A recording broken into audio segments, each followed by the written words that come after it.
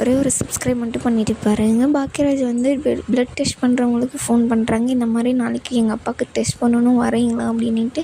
இல்லை சார், நாளைக்கு நிறைய பேர் இருக்காங்க, நீங்கள் நாளைக்கு வேணால் பண்ணிக்கிறீங்களா அப்படின்னு கேட்குறாங்க. இல்லை, எங்களுக்கு நாளைக்கே பண்ணி ஆகணும் அப்படின்னு சொல்லிட்டு, சரி நான் டேட் செக் பண்ணிவிட்டு உங்களுக்கு டைம் எல்லாம் செக் பண்ணிவிட்டு சொல்கிறேன் அப்படின்னு சொல்லிட்டு அவர் வச்சிடுறாரு.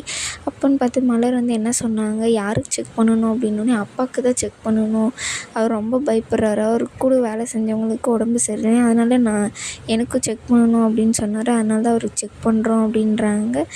சரி என்ன சொன்னாங்க அப்படின்னோடனே, இல்லை அவங்களுக்கு டைம் எல்லாம் செக் பண்ணிவிட்டு சொல்கிறாங்க, நாளான்னைக்கு பண்ணுறீங்களா அப்படின்னு சொல்லிட்டு, இல்லை நாளைக்கே பண்ணணும்னு கேட்டேன், அப்பா தான் கேட்டார் அப்படின்றாங்க. சரி அப்படின்னு பேசிட்டே இருக்கும்போது அவர் ஃபோன் பண்ணிட்டு, சரி நாளைக்கு 7:30 மணிக்கு வரோம் சார், நீங்கள் எதுவும் காஃபி தண்ணி டிஃபன் எல்லாம் சாப்பிடக்கூடாதுன்னு சொல்லிடுங்க, ஃபீஸ் வந்து 7,800 அப்படின்னு சொல்லிடுறாங்க. சரின்னு சொல்லிட்டு வச்சிடறாங்க. எவ்வளோ காசு என்னம்மா அப்படின்னும்போது, நாளைக்கு 7:30 மணிக்கு வராங்களாம், காசு 7,800 அப்படின்னு சொல்லிட்டு சொல்கிறாங்க. உங்களுக்கு தான் நிறையா சம்பளம் வந்துச்சுல, அது தெரிஞ்சனால தான் இந்த மாதிரி கேட்குறாங்க அப்படின்றாங்க. எதுக்கு இந்த மாதிரிலாம் பேசுகிற, நம்ம ஒரு மெடிக்கல் செக்கப்னா ஆஸ்பத்திரி செலவுக்கெல்லாம் இப்படி கணக்கு பார்க்கக்கூடாது, இப்படியெல்லாம் பேசக்கூடாது மலர் அப்படின்னு சொல்கிறாங்க. வேணால் நீங்கள் பாருங்கள், இதுதான் நடக்குது அப்படின்னு சொல்லிட்டு அவங்களும் சொல்கிறாங்க. அப்போன்னு பார்த்து, நீங்கள் சாப்பிட்றதுக்கு எதுவும் கொடுக்காது, அப்பாவுக்கு நான் போய் சொல்லிட்டு வந்துடுறேன், நாளைக்கு காலையில் வராங்களாம் அப்படின்னு சொல்லிட்டு அவங்க அங்கேருந்து போயிடுறாங்க. மலரும் பார்த்திங்கன்னா ட்ரெஸ் எல்லாம் எடுத்து வச்சுட்டு இருக்காங்க. காலையில் விடிஞ்சோடனே அவங்களும் ப்ளட் டெஸ்ட் பண்ணுறதுக்கு வராங்க. வந்தோடனே ப்ளட்டெல்லாம் செக் பண்ணிவிட்டு, சரி நான் ஈவினிங்காக வந்துடும், நீங்கள் வந்து வாங்கிக்கோங்க அப்படின்றாங்க. சரி ஜிபேவா கேஷ் அப்படின்னு சொன்னேன், கேஷ் தான் அப்படின்னு சொல்லிட்டு பாக்கியராஜ் எடுத்து கொடுக்குறாரு. ஒரு என்கிட்ட 200 இல்லை சார், உங்கள்கிட்ட 300 இருந்தால் கொடுங்க அப்படின்றாங்க. மலர் இருந்துட்டு, சரி நான் எடுத்துகிட்டு வரேன்னு போகும்போது, சுரேஷில் நான் தரேன் அப்படின்னு சொல்லிட்டு 300 கொடுத்துட்றாங்க. அதுக்கப்புறம் பார்த்திங்கன்னா அவரும் அங்கேருந்து போன பின்னாடி எவ்வளோவா அப்படின்னோடனே 7,800 அப்படின்னு சொன்னோன்னே, உங்களுக்கு தான் ப்ரொமோஷன் கிடச்சிருக்குல்ல, நிறைய சம்பளம் வருது, சரி பார்த்துக்கோ அப்படின்னு சொல்லிட்டு அவங்க அப்பா சொல்கிறார். அப்போ மலர் சொன்னது தான் கரெக்டுன்னு சொல்லிட்டு மலரை பார்க்கும்போது, அதெல்லாம் ஒன்றும் இல்லைப்பா நான் பார்த்துக்குறேன் அப்படின்னு சொல்லிட்டு சொல்லிடுறாங்க. அதுக்கப்புறம் நம்ம ராகினி வந்து ரெடியாகி வராங்க. வந்தோடனே நான் எடுத்துன்னு போய் விட்டுறேன்னு, நான் போய் ரெடி ஆகிட்டு வரேன், நீ ஏறு அப்படின்னோடனே, இல்லை நானே என் போய் விட்டுறேன் சுரேஷ் அப்படின்னு சொல்கிறாரு சுரேஷ். அவரும் என் போய் விடுறதுக்கு பாப்பாவை கிட்ட, என்ன நான் என் கூட வரியா அப்படின்னு சொல்லிட்டு கேட்குறாங்க. நான் வரேன், எனக்கு ஒரு கண்டிஷன் இருக்குது அப்படின்னு ஒன்று சொல்கிறாங்க. என்ன கண்டிஷனு, என்ன ஆச்சு அப்படின்னு சொல்லிட்டு சொன்னும்போது பார்த்திங்கன்னா, என்னை ஒரு பையன் வந்து சண்டை போட்டுகிட்டே இருக்கான், நீங்கள் வந்து அவனை என்னன்னு கேட்கணும், நீ எனக்கு கிளாஸ் ரூம் வரையும் எட்டுன்னு வந்து விடணும் அப்படின்னு சொல்லிட்டு சொல்கிறாங்க. கண்டிப்பாக நான் விடுறேன் அப்படின்றாங்க. மிரட்டணுமா இல்லை உன்னை எட்டுன்னு வந்து விட்டால் மட்டும் போதுமா அப்படின்னா, மிரட்டணும் அப்படின்னு சொல்லிட்டு அவங்களும் சொல்கிறாங்க. அதுக்கப்புறம் பார்த்திங்கன்னா, இந்தாங்க உங்களுக்கு சாப்பாடு லஞ்ச் அப்படின்னு சொல்லிட்டு 2 பேருக்குமே லஞ்ச் எடுத்து கொடுத்துட்டு அவங்களும் அங்கேருந்து போயிடுறாங்க. அதுக்கப்புறம் பாக்கியராஜும் ரெடியாகி மலர் அப்படின்னு சொல்லிட்டு அவங்களுக்கும் லஞ்ச் எடுத்துன்னு வந்து கொடுத்துட்டு அவங்களும் எல்லாருமே போயிடுறாங்க. அதுக்கப்புறம் பார்த்திங்கன்னா, நீ வாக்கிங் போனியா அப்படின்னு சொல்லிட்டு மலர் வந்து மதியம் கேட்குறாங்க. இல்லை சரிங்க, நான் கொஞ்சம் லேட்டாக எழுந்துட்டேன், இப்போ போகலான்னு இருக்கேன், நீங்களும் என் கூட வரீங்களா அப்படின்றாங்க. எனக்கு வேலையாக இருக்குது, நான் எங்கேருந்து வர்றது அப்படின்றாங்க. இல்லை என்ன வேலை, மதியம் லஞ்சு செய்கிற வேலை தானே, 11:30 மணிக்கு வந்துடலாம் வாங்க, அதுக்குள்ளே 12:30க்குள்ளே சாப்பாடெல்லாம் ஆயிரும் அப்படின்னு சொல்லிட்டு சொல்கிறாங்க. என்னை அனுப்ப மாட்டாங்களே அப்படின்றாங்க. நான் கேட்குறேன், நீங்கள் வாங்க அப்படின்னு சொல்லிட்டு கையை பிடிச்சி இழுத்துட்டு வராங்க. அவங்க 2 பேரும் ஷாக் ஆகி பார்க்குறாங்க.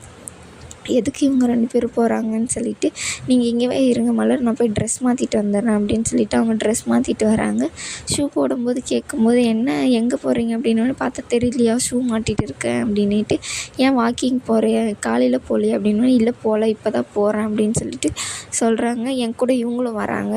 என்ன உனக்கு எந்த வேலை இல்லையா அப்படின்னு சொல்லிட்டு ஒவ்வொரு வேலையாக கேட்குறாங்க. எனக்கு சுடுதண்ணி வச்சிட்டியா, வச்சிட்டேன், காஃபி போடுறதுக்கு அதுக்குள்ளே நான் வந்துடுவேன், விளக்கு கழுவிட்டியான்னு கேட்குறாங்க. நாளைக்கு தானே கழுவணும் அப்படின்ட்டு சொல்கிறாங்க.